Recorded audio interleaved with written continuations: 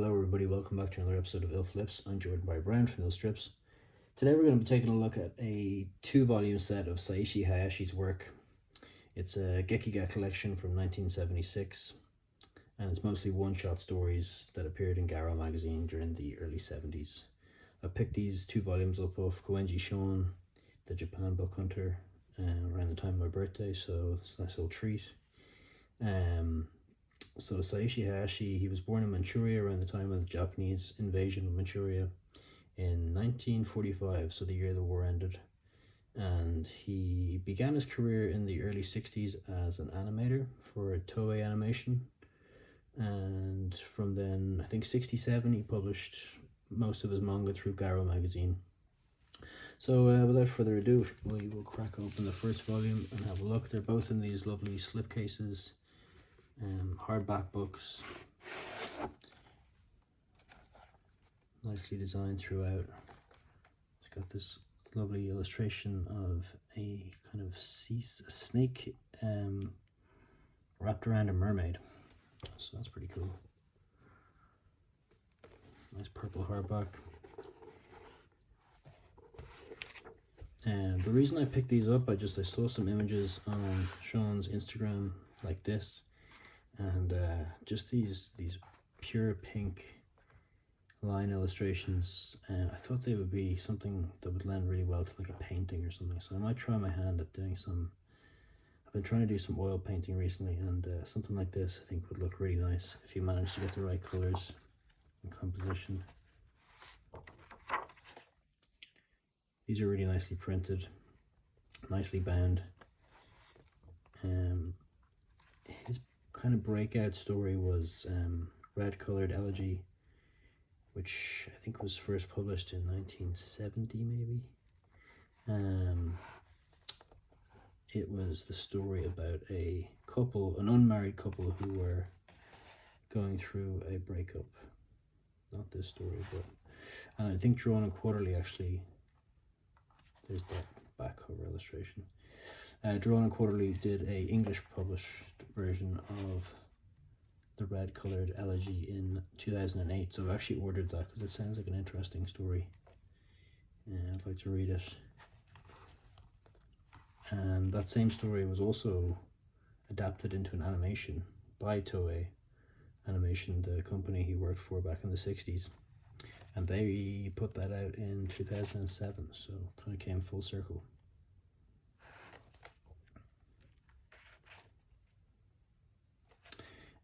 So yeah, I believe most of these appeared in the pages of Garo magazine throughout the 70s.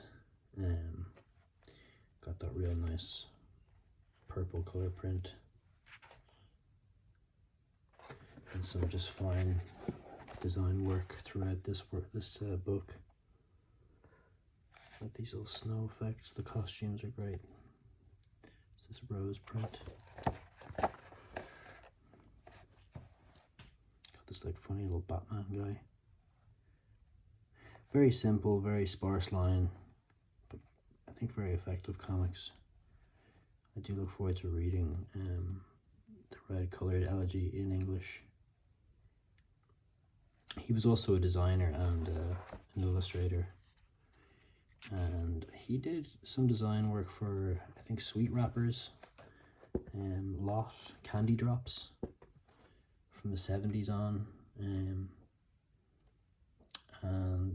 as far as I know, he was a pretty big figure in Japanese avant-garde art in Tokyo throughout that time. And if you see here, he's the man who is said to have brought pop art into manga, and you can see that on display on several of these pages. This sort of repetition screams pop art.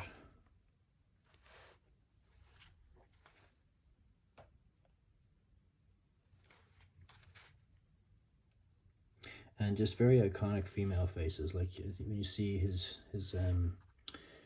female artwork, you immediately recognize it as his own. Very idiosyncratic style. Here's your big skeleton yokai. Can't remember his name, Kadashimon or something. Said to be made up of the bones of thousands of fallen soldiers on the battlefield, reconstructed as a giant yokai skeleton.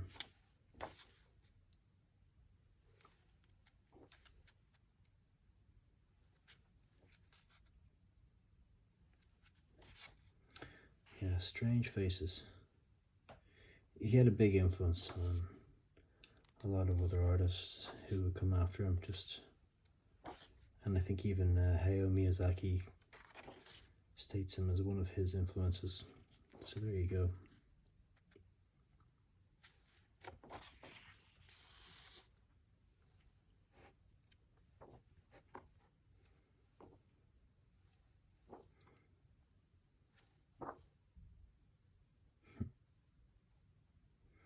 Yeah, crazy character designs throughout this. I like this guy.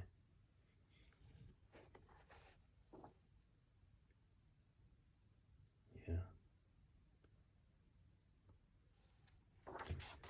Guess this is a bomb. Maybe got the Star Spangled Banner alluding to some things. The year he was born. He's great, this guy.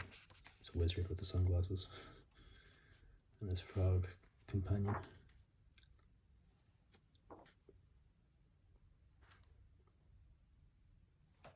Yeah, I think just this stuff is it's very inspirational just for seeing how pared down and design orientated you can make your comics. It's something I'd like to be able to bring into my work more. Less is more sometimes.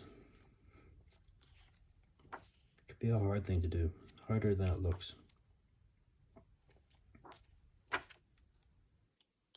Here's your Batman.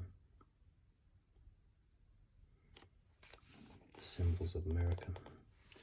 Got this kind of Marilyn Monroe looking Statue of Liberty. Life magazine, a riff on Mad, excuse me. Coca-Cola, dollars, Walt Disney, Playboy.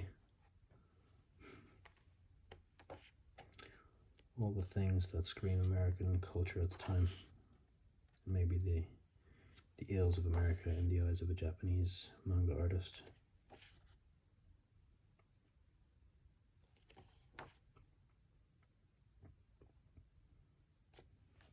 Seems to be falling apart.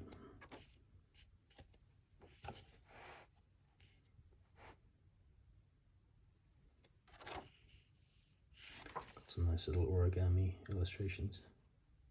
Just this stuff is great. It is very pop art.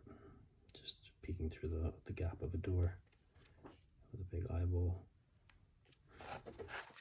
And then some interesting line work for shadow and textures, shading. And a little bit of use of screen tone, but not that much.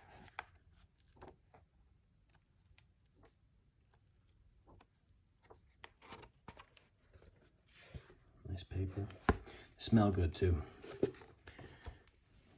as you might imagine. They're old, 1976.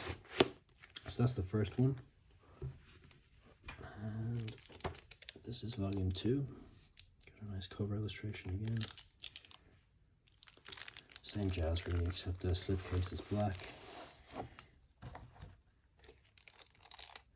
And this one is wrapped in this crepe paper for extra protection. It's got this lovely print on the back with the purple cover. Opening again with that lovely light pink line work. I really like that. Just a couple of different tones of pink to make it up. Really beautiful. Little table of contents. And as I mentioned, I think these are all one-shots, so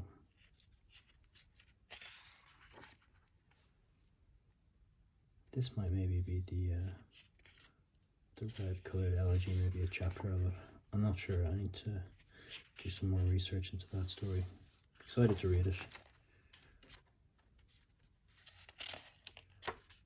This looks like the story of a couple.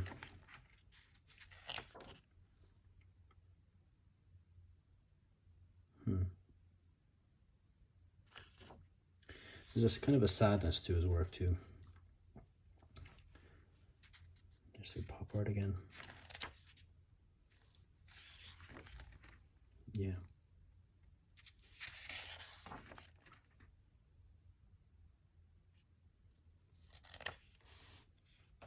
This is pretty interesting. It's pretty different to the first volume we looked through. Some real different styles going on. And this is quite a famous image from Garo magazine. He did quite a few of the covers also going forward. He did a run of covers. You might recognize the female faces from the covers of Garo magazine. Great snow. Illuminated on the shadowy silhouette of these figures.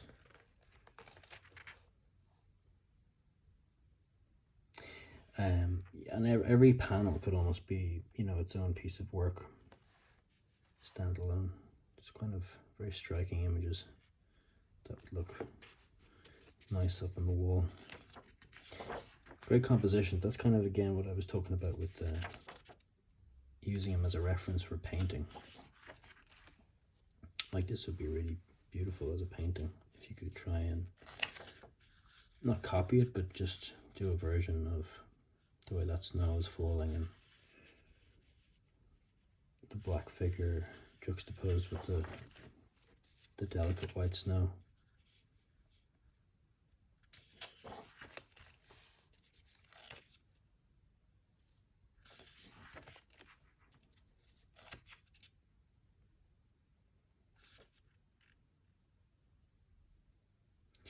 And you just completely understand what he's trying to convey with just, you know, when it's snowing and it just almost feels like you're in some sort of a white void in the background. And all you can see in front of you is the snowflakes. It's pretty amazing what he's able to do. Sorry for the crinkly noise of the paper on the front.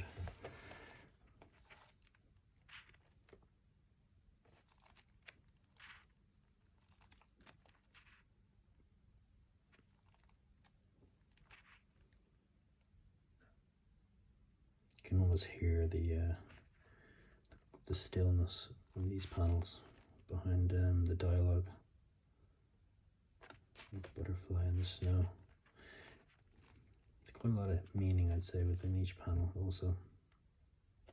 Seems like a pretty thoughtful creator.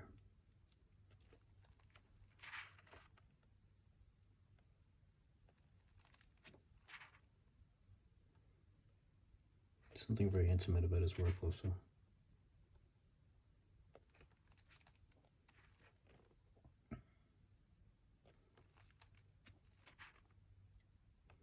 I'm not sure if he does any sort of autobiographical work, but kind of gives me the feeling of a life lived through these comics.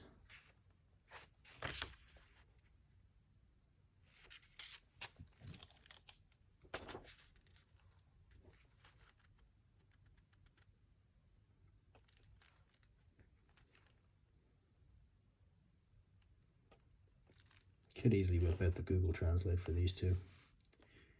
There's not a huge amount of dialogue. It's very has a lot of space to breathe, which is nice. Breezy enough read, I'd say. But sometimes that's what you want.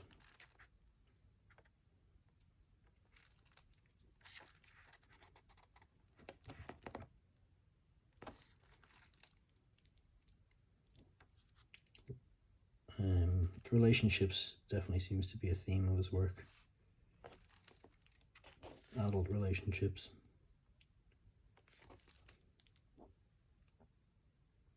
It's quite eerie.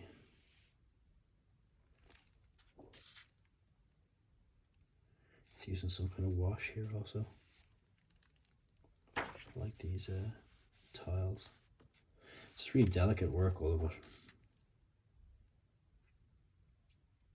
And a couple of different styles on display. This is a good collection. This is great.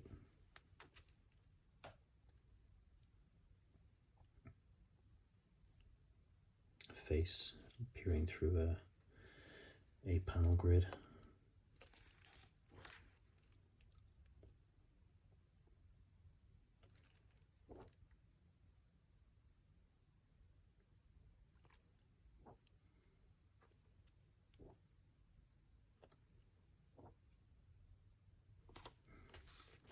Got another side profile of looks like almost an anatomical drawing of all the muscles in the face, blood vessels, big close up of an eye.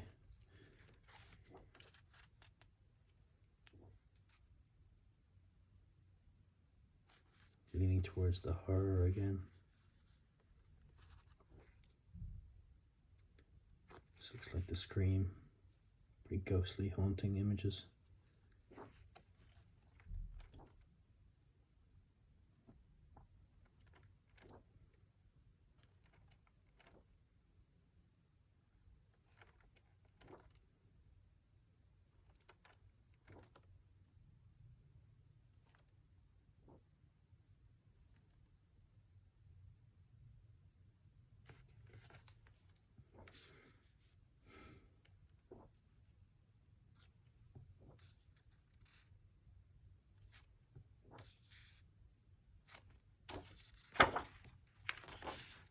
Yeah, there's quite a bit in here.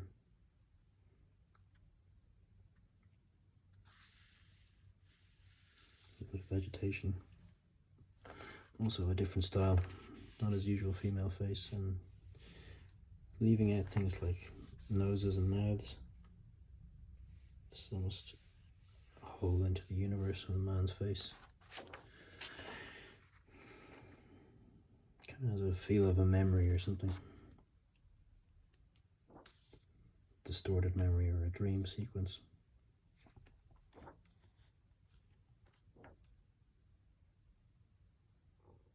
This is something new again. These like crystal balls.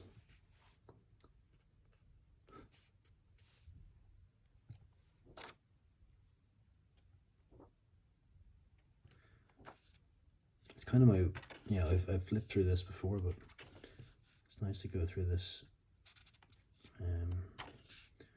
with a closer look.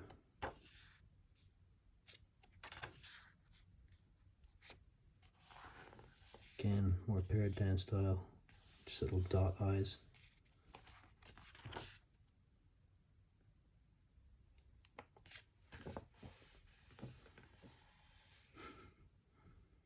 Snail creature.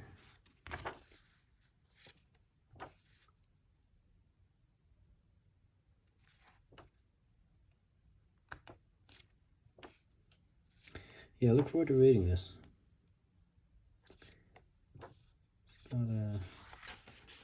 It's captivated me. Better whip out the old Google Translate.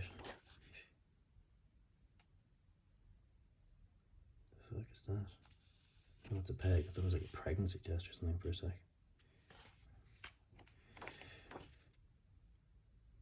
Nice end papers. Yeah, two really nice collections by Seiichi Hayashi. Thank you to the Japan Book Hunter. So yeah, I hope you enjoyed that. Get this crinkly paper neatly back inside. That's 2 volumes. And I shall catch you in the next video. Thanks.